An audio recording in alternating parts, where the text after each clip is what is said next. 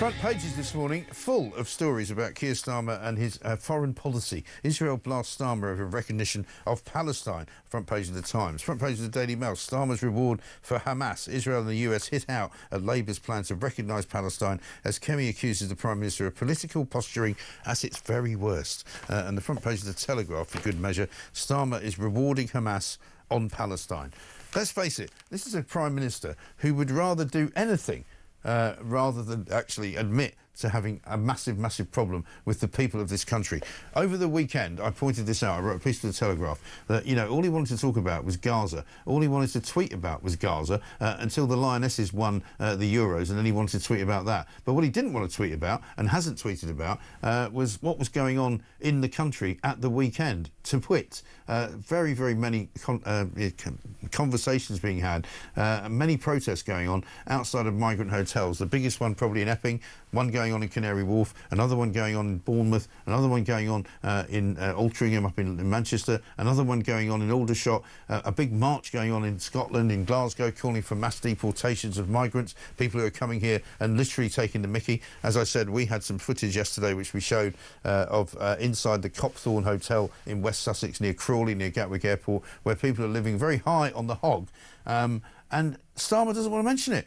He also doesn't want to mention the meeting he had with Donald Trump. He's put nothing out on his social media platform about his meeting with Donald Trump. Why? Because Donald Trump spanked him to within an inch of his life and humiliated him and made him look like a complete fool, which is exactly what he is. Kemi Badenoch calls him a liar. So do I. Esther's written a piece in the Express saying there's a people's revolution taking place in the UK and Keir Starmer and Labour are in denial. She's absolutely right. Esther, very good morning to you. Oh, good morning, Mike. Always good to be with you. I'm sorry that was a bit of a long and drawn-out introduction to you, but you're absolutely right in the piece that you wrote in the Express this week to say that it's almost as though there's two countries that we're currently living in, right? The one that Keir Starmer thinks he's in charge of and the one that's actually really there. You know, he wants to pretend that he's this international statesman talking about recognising Palestine, which everybody and his wife thinks is a bad idea, and he won't address the real problem in this country, which is migration and people in hotels ripping the mickey out of all of us. Yeah, I mean, I wrote like there's a revolution happening around him. We're talking mums, we're talking dads, we're talking grandparents coming out on the streets, yes, talking about the absurdity of the situation of immigration. 32,000 people in hotels. You showed those pictures there, Mike, and I have to say my emotions have gone from outrage to depressed, actually, that this is happening. This is what people are getting while we're working for it, while people in this country can't afford their bills, are having to cope with mortgage increase, food inflation increases, every kind of increase, maybe even losing their jobs when you see at how business has taken a thwack. And yet people are coming into this country who are broken in illegally and are living the high life. And we have a leader of our country who turns his back on it, won't listen to the people who are saying they're upset. Worse still, instead of taking action, getting rid of these people, deporting them, stopping people coming into this country, he's decided to set up a new elite police force to snoop on the law-abiding citizens of this country, to stop them complaining. The man needs to go. We need to get him out as soon as possible because he is not looking after the people of this great country. No, he's not. And he's actively kind of operating against them, it seems to me, you know, and because he's got more interest in appeasing the members of his backbench Labour Party over Palestine. You know, he's got more interest in sort of making sure that Jeremy Corbyn doesn't take too many votes away from his new party, which has now hilariously been rebranded the Left Party. You know, left outside would be my suggestion. You know, and I mean, if he actually wants to be a statesman in the world, you have to be a statesman who does things out of principle, not because it's politically expedient, because it might appease some of your, you know, supporters.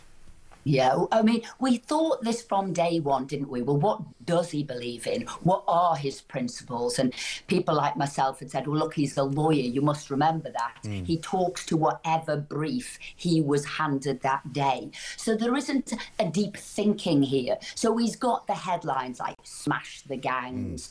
He's got other headlines, you know, whatever he's got now, whether he's talking about a two-state solution. But when you say, and how does that work? What are you going to do? How are you going to fulfill those commitments? You see, it doesn't go any deeper than that headline. And what I've said this week, because he did call back his cabinet, you know, a third of them are sort of pressuring him to do this, acknowledge a Palestine state. Most of his MPs are. And like you said, it's all political, as in internal party politicals, because they're all frightened they're going to lose the seat. I'd said he actually needs to recall Parliament this week to declare a state of emergency on immigration, on where we're putting these people up, and decide a policy. And that one that he needs to dust down, get back on the table and use is Rwanda straight away.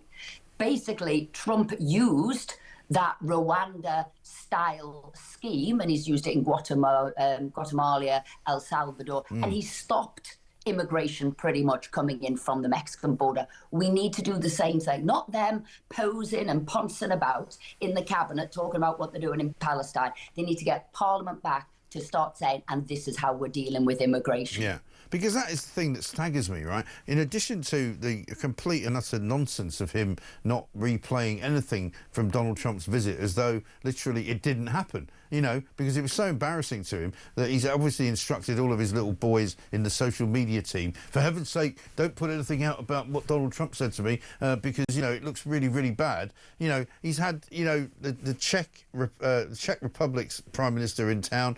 He put loads of stuff out about him. He's had Macron in town, you know, wall-to-wall coverage on social media. You know, even Narendra Modi, the Indian Prime Minister, back end of last week, got the same treatment. Ursula von der Leyen got it, you know, the Chancellor of Germany. He suddenly meets the leader of the free world, and he wants everyone to forget that it happened.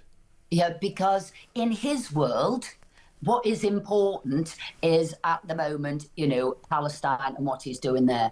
And I'm afraid when Trump was there, and he did it very well, didn't he? It was as if it was two separate conversations going on. He said, well, what you need to do is look after your farmers and basically get rid of the farming tax. He said, what you need to do to bring prices down is sort out your energy. You know, this green fantasy that you and Ed Miliband on is pushing your people into policy. You need to get rid of that. And by the way, taxes, you need to reduce taxes, because what you need to do is liberate businesses and not impoverish your people.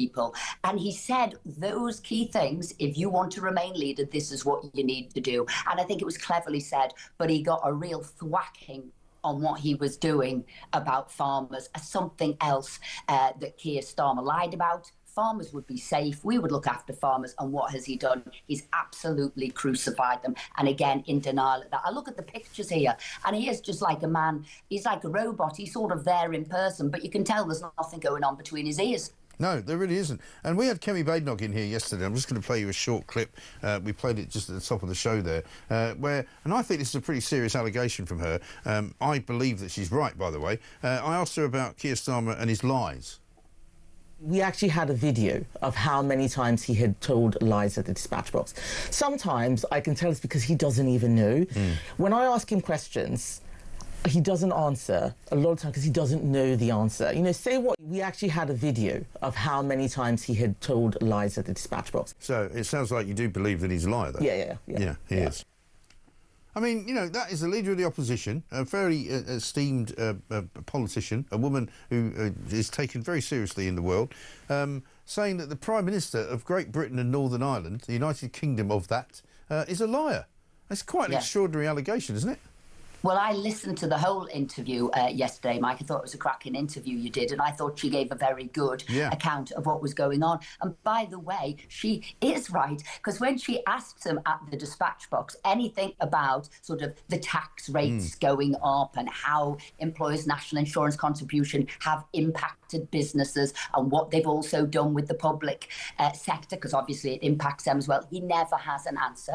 When he's asked what a working person is, he never has an answer. When he gave those answers yesterday about the impact farmers' tax will have on farmers, I'm afraid those figures were not recognised by any farmers that I knew. Again, when he promised he'd look after pensioners and he didn't, and all the number of U-turns he's done, and the £300 cheaper our electricity bills and energy bills would be when he was in office aren't in the higher. So she does each week ask him these things, press him on these points, and there's a couple of words he comes out with. He's deeply condescending. I don't know if he's got a woman's problem, but he's deeply condescending unnecessarily to her because she's obviously struck a nerve. Yeah. He always uses the word, you're not serious, again, to attack her personally. And actually, the person who hasn't got the answers is Keir Starmer.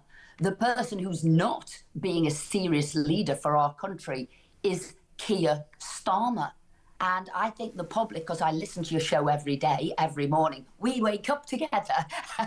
Mike, I listen to you every morning. And can I tell you, your viewers and your listeners are bang on the money, and the public has sussed him out in no time. Yeah. Well, there's no question he's got a problem with women. Rosie Duffield has said exactly that Keir Starmer's got a problem with women. I had Deanna Davidson in here a few weeks ago when she was visiting from Brazil, and she said, you know, the one thing that struck her, because I asked her about whether she'd had any interactions with Keir Starmer, and the one thing that struck her was that every time she ever saw him in the House of Commons, in Parliament, you know what it's like. It's a very small place. There's tiny corridors. It's very difficult to walk past people without, you know, sort of having to get out of the way and all that. And she was like, you know, I've held doors open for him many times, and he walks through those doors and he never says thank you, he never acknowledges it, and neither do any of his people. And she actually said, you know, Jeremy Corbyn was much nicer to me than Keir Starmer was. I think he's got a real sociability problem. Yeah, I think he's also, because I've seen him do the same thing, and I thought, can he not see me? Is he blind to those, you know, has he got an eyesight issue? I know he wears glasses. I'm not being funny about that. You know, you give people the benefit of the doubt, don't you think? When you're racing to PMQs, your mind might be on that. Oh, maybe you haven't seen. So you'll give people excuses a couple of times. But no, I've analyse this. This is what I do all the time, and this is what you do in politics. Well, what is it? Actually, I think he's deeply sneery. I think he's deeply condescending. I think he thinks he knows better than anyone else. Again, you're getting that sort of comment from the public. He won't go and meet these people who are protesting, concerned not only about the unfairness of immigration, but also about the safety of their children. Here we've given home to these illegal immigrants, and my God, look how they're repaying us. They are, some of them, attacking vulnerable girls, and he won't meet with them. So it is this condescension, this sort of mindset of an international lawyer who knows better because he's cleverer than everybody else. And can I tell him, he's not. He really isn't. And it ain't going away, mate, so you better start noticing what's going on. You better start doing something about it soon, or else it's going to get a lot worse for him. Esther, great to see you. Thank you very much indeed. Esther McVey, MP, former Minister for Common Sense, of course, writes a column in the Express, makes perfect sense every time she does it, and wakes up with me every morning. What can you say?